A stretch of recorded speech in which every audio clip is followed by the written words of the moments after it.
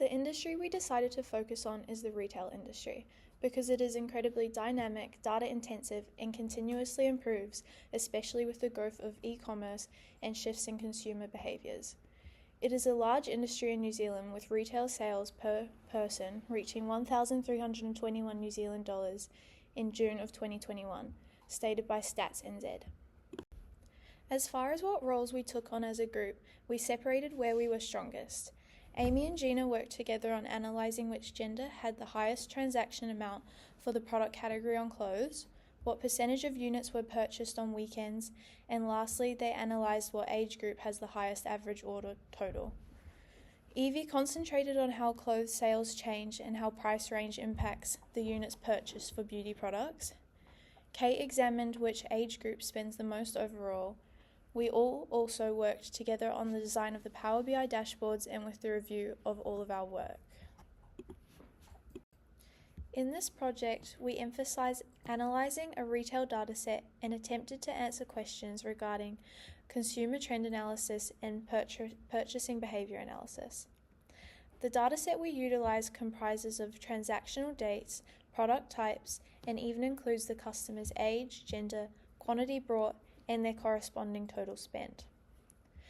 Our data was obtained from Kaggle, which is known for a vast range of publicly available datasets. We even ensured the dataset was valid, accurate, and comprehensive to address the 6 questions we designed for analysis. Below shows a table of our dataset. Our dataset includes date, customer ID, gender, age, product category, quantity, price per unit, and total amount. Our question was, do consumers purchase more during the weekdays or the weekends? The goal of our analysis was to better understand consumers' purchasing behaviours across the week. To work this out, we first created a new column using the Power BI if clause. The if clause checks a condition and returns a value if it is true. Otherwise, it returns a second value. Our formula tests whether the date column value, which is in long date format, is a weekend day.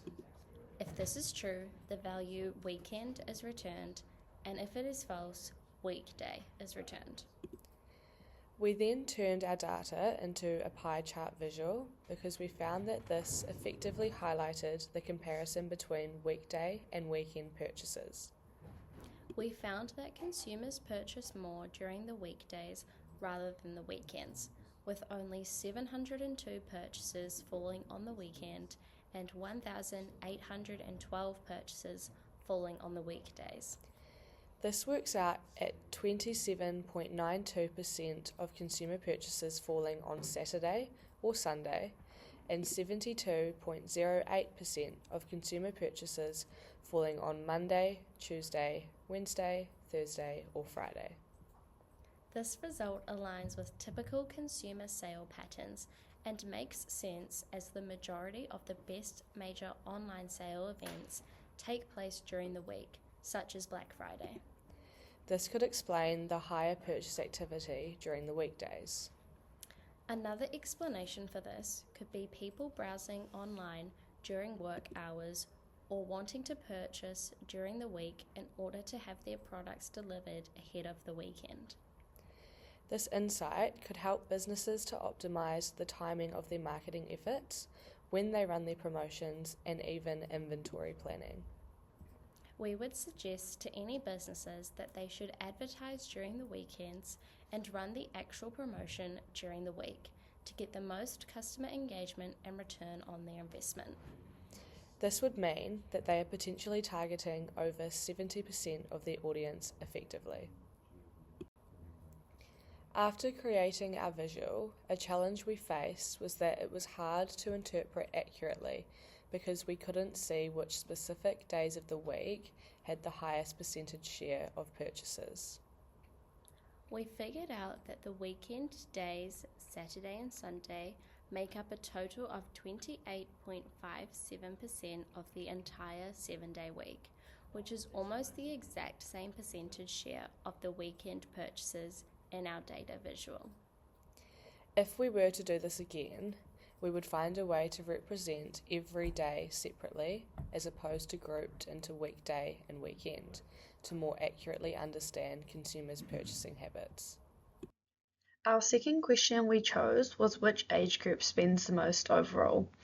We decided to split and categorize the ages into groups, young, middle-aged, and older. To do this, we created a column using the DAX formula shown on the slide. Young consisted of under 25-year-olds, middle-aged was between 25 and 50, and older was 50 plus. We did this because we wanted to be able to target certain age groups to understand consumer behaviour in the retail industry. Our data showed that young people spent the least with a total transaction of 74,650. The older group spent the second least with a transaction total of 143,155, and the middle-aged group having the highest transaction total of 238,195. With this data knowing that the middle-aged group had the highest transaction total, businesses can cater towards this age group more specifically, as we know they are the highest spenders. This could be done through increased advertising towards middle-aged people and promotions that target them.